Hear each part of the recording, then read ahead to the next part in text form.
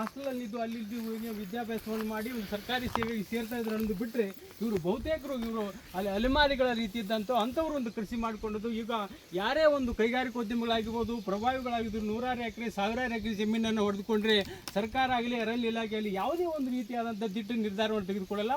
ಆದರೆ ಈ ಬಡವರು ಒಂದೊಂದು ಎಕರೆ 2 ಎಕರೆ ಒಂದು ಜಮೀನನ್ನು ಮಾಡಿದ್ದಕ್ಕಾಗಿ ಇವ್ರ ಮೇಲೆ ಒಂದು ರೀತಿಯಾದಂಥ ಗುಬ್ಬಿ ಮೇಲೆ ಬ್ರಹ್ಮಾಸ್ತ್ರ ಎನ್ನುವ ರೀತಿಯಲ್ಲಿ ಇವತ್ತು ಸರ್ಕಾರ ಅರಣ್ಯ ಇಲಾಖೆ ಮಾಡಿರ್ತಕ್ಕಂಥದ್ದು. ಇದಕ್ಕೆ ಪ್ರತಿವಾದವಾಗಿ ರಾಜ್ಯ ರೈತ ಸಂಘದ ಅಧ್ಯಕ್ಷರಾದ ಕೋಡಿಹಳ್ಳಿ ಚಂದ್ರಶೇಖರ್ ಅವರ ಅಧ್ಯಕ್ಷತೆಯಲ್ಲಿ ಒಂದು ಪ್ರತಿಭಟನೆ ಕೂಡ ನಡೆದೈತೆ. ಅದೊಂದು ನಿರ್ಧಾರಕ್ಕೆ ಬರಲಾಗಿದೆ. ಯಾವುದೇ ರೀತಿಯಾದ ತೊಂದರೆ ಮಾಡಂಗಿಲ್ಲ, ಮಾಡಿದರೆ ಮತ್ತೆ ಹೋರಾಟವನ್ನು ಮಾಡಿದ್ವಿ ಅಂತಕ್ಕಂಥ ಮಾತನ್ನ ಕೋಡಿಹಳ್ಳಿ ಚಂದ್ರಶೇಖರ್ ಹೇಳಿದ್ದು. ಅದ್ರ ಬಗ್ಗೆ ಮಾತಾಡಲಿಕ್ಕೆ ನಮ್ಮ ಜೊತೆ ಇಲ್ಲಿ ಸ್ಥಳೀಯರಿದ್ದಾರೆ. ಏನು ಹೇಳಕ್ಕೆ ಇಷ್ಟಪಡ್ತೀಯ ಮಣೇನು?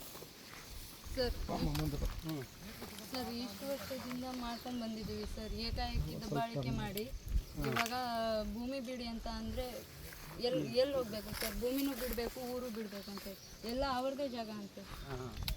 ಅವ್ರಿಗೆ ಎಷ್ಟು ಅಧಿಕಾರ ಇದೆ ಅಲ್ವಾ ಸರ್? ನಮಗೂ ಅಷ್ಟೇ ಅಧಿಕಾರ ಇದೆ, ಅಷ್ಟೇ ಹಕ್ಕು ಇದೆ. ಅವ್ರು ಇವಾಗ ಬಂದು ನಮ್ಮ ಭೂಮಿ ಬಿಡಿ ಅಂತಿದ್ದಾರೆ. ನಾವು ಇಷ್ಟು ವರ್ಷದಿಂದ ಮಾಡ್ಕೊಂಡು ಬಂದಿದ್ದೀವಿ. ನೋಟಿಸು ಏನು ಕೊಟ್ಟಿಲ್ಲ ಸರ್, ಫೇಕ್ ಕೊಟ್ಟು ಹೆದರ್ಸ್ತಿದ್ದಾರೆ. ಇದೇ ರೀತಿ ನೋಡ್ತಾ ಇರ್ಬೇಕು ರೈತ ಇಲ್ಲಿ ಇರ್ತಕ್ಕಂಥ ಸ್ಥಳೀಯರು ಏನು ಹೇಳ್ತಾರೆ, ಸ್ಥಳೀಯ ಮುಖಂಡರು ಏನು ಹೇಳ್ತಾರೆ. ಒಟ್ಟಾರೆ ಮುಂದೆ ಈಗೊಂದು ನಿರ್ಧಾರ ಆಗಿದೆ, ಹೋರಾಟ ಆಗಿದೆ, ಏನೋ ಸ್ಟ್ರೈಕ್ ಹೊಡೆದನ್ನ ಏನೋ ರೈತರಿಗೆ ಯಾವುದೇ ರೀತಿ ತೊಂದರೆ ಮಾಡಬಹುದು. ಮುಂದಿನ ನಿರ್ಧಾರ ಏನು? ಮುಂದಿನ ನಿರ್ಧಾರ ಏನಿಲ್ಲ. ಇವತ್ತು ಅವ್ರವ್ರ ಗುಂಡಿಗಳನ್ನು ಮುಚ್ಕೊಳ್ಳಿಕ್ಕೆ ಟ್ರಂಚ್ ಏನು ಅವರು ಫಾರೆಸ್ಟ್ ಇಲಾಖೆ ಅಕ್ರಮವಾಗಿ ಹೊಡೆದಿದ್ದಾರೋ ರೈತರ ಜಮೀನಲ್ಲಿ, ಅದನ್ನ ಮುಚ್ಕೊಂಡು ಇವತ್ತು ಈ ಗೊಬ್ಬರ ಬೀಜ ಎಲ್ಲ ರೆಡಿ ಮಾಡ್ಕೊಂಡಿದ್ದಾರೆ. ಅವರು ಆ ಗೊಬ್ಬರ ಬೀಜ ತಗೊಂಡು ಉಳುಮೆ ಮಾಡ್ಕೊಡ್ರಿ, ನಿಮ್ಮ ಜಮೀನುಗಳು ನೀವು ಬಿತ್ತನೆ ಮಾಡ್ಕೊಡ್ರಿ ಅಂತ ಇವತ್ತೊಂದು ಎಲ್ಲರ ಸಮ್ಮುಖದಲ್ಲಿ ಒಂದು ಸಭೆಯಲ್ಲಿ ಒಂದು ತೀರ್ಮಾನ ಆಗಿದೆ. ಅವರು ಗೊಬ್ಬರ ಬೀಜ ಎಲ್ಲ ಬಿತ್ತನೆ ಮಾಡ್ಕೊಂತಾರೆ. ಮತ್ತೇನಾದ್ರು ಫಾರೆಸ್ಟ್ ಅಧಿಕಾರಿಗಳು ಬಂದ್ರೆ ನಮ್ಮ ಅಧ್ಯಕ್ಷ ಹೇಳಿದಂಗೆ ರಾಜ್ಯಾದ್ಯಂತ ಉಗ್ರ ಹೋರಾಟ ಮಾಡ್ತೀವಿ.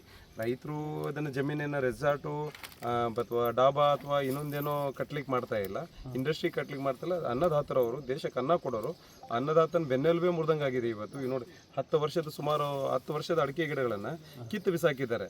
ರೈತರ ಬೆನ್ನೆಲುಬೇ ಮುರಿದಂಗೆ ದಯವಿಟ್ಟು ಅರಣ್ಯಾಧಿಕಾರಿಗಳ ಸೂಕ್ತ ಕ್ರಮ ಕೈಗೊಳ್ಳುವಂತ ಇವತ್ತು ಸಭೆಯಲ್ಲಿ ಮನವಿ ಮಾಡಿದ್ದೀವಿ.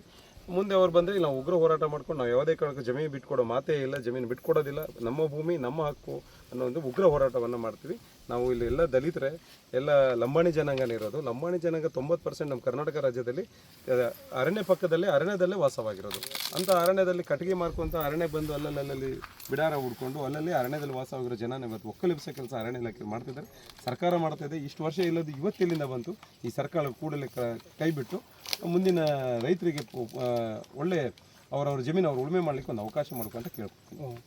ಒಟ್ಟಾರೆಯಾಗಿ ನೋಡ್ತಾ ಇರಬೇಕು, ರೈತರಿಗೆ ಹೋರಾಟಕ್ಕೆ ಮುಂದಾಗಿದ್ದಾರೆ ಮತ್ತು ಈಗಾಗಲೇ ಒಂದು ನಿರ್ಧಾರಕ್ಕೆ ಬಂದಿರತಕ್ಕಂಥದ್ದು. ಯಾವುದೇ ರೀತಿಯಾದಂಥ ಒಂದು ರೈತರಿಂದ ಈ ಭೂಮಿ ಕೈ ಬಿಟ್ಟು ಹೋಗಿಲ್ಲ ಮತ್ತು ತೋಟಗಳನ್ನು ಸರ್ವನಾಶ ಮಾಡಿದೆ. ಅರಣ್ಯ ಇಲಾಖೆ ಅಧಿಕಾರಿಗಳ ವಿರುದ್ಧ ಸೂಕ್ತವಾದ ಒಂದು ಕ್ರಮವನ್ನು ಕೈಗೊಳ್ಳಬೇಕು ಎಂಬತಕ್ಕಂಥ ಒಂದು ನಿರ್ಧಾರಕ್ಕೆ ಒಂದು ಸರ್ಕಾರಕ್ಕೆ ಆಗ್ರಹವನ್ನು ಮಾಡಲಿಕ್ಕೆ ಇಲ್ಲಿನ ರೈತರು ಮುಂದಾಗಿದ್ದಾರೆ. ಕೆಲವೊಂದು ದಿನೇಶೊಂದಿಗೆ ಬಸವರಾಜ ದೊಡ್ಡಮನಿ, TV9 ದಾವಣಗೆರೆ.